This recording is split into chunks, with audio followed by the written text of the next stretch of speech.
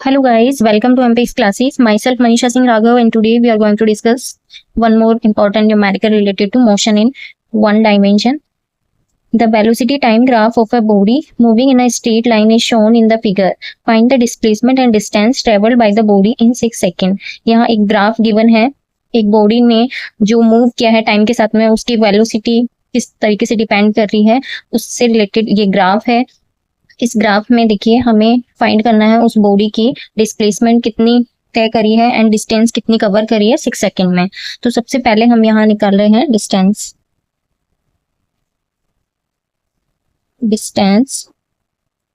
देखिए डिस्टेंस को कैसे फाइंड करेंगे, यहाँ पे डिस्टेंस फाइंड करने के लिए हम सबसे पहले ये जानने की कोशिश करेंगे कि वेलोसिटी का टाइम के साथ जब भी हम ग्राफ खींचते हैं तो वहां पर जो एरिया फाइंड होता है ग्राफ का वो डिस्टेंस को रिप्रेजेंट करता है।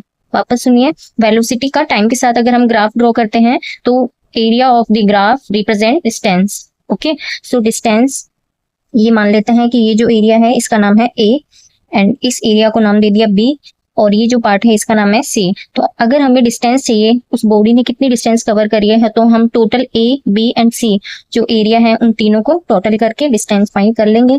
तो एरिया निकालेंगे हम ए प्लस बी प्लस सी का, तो हमें मिल जाएगी डिस्टेंस। ठीक है, तो यहाँ देखिए distance D will be equals to area of A.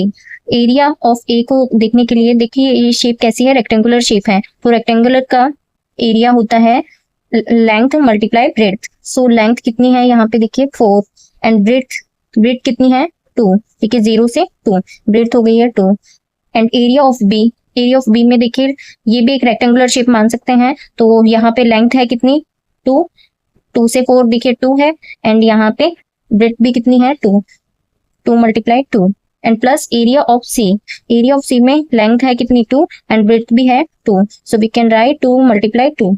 So distance will be 4 multiply 2 is 8, 2 multiply 2 is 4 and 2 multiply 2 is 4. So distance will be total 16 meter. Okay, अब हमें फाइंड करना है डिस्प्लेसमेंट।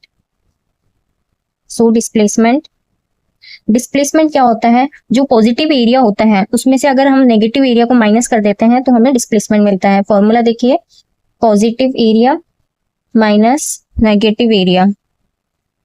अगर हम पॉजिटिव एरिया में से negative area को minus कर देते हैं तो वही डिस्प्लेसमेंट होता है। So positive area A and C है, ठीक है, so we can write here A plus C, area of A plus C and negative area है बी।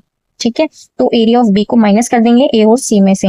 ए और सी का एरिया हम अभी हमें जस्ट निकाला ही था 8 plus 4 and area of B is 4, so we can write here 8 metre. So displacement will be 8 meter. Thank you so much.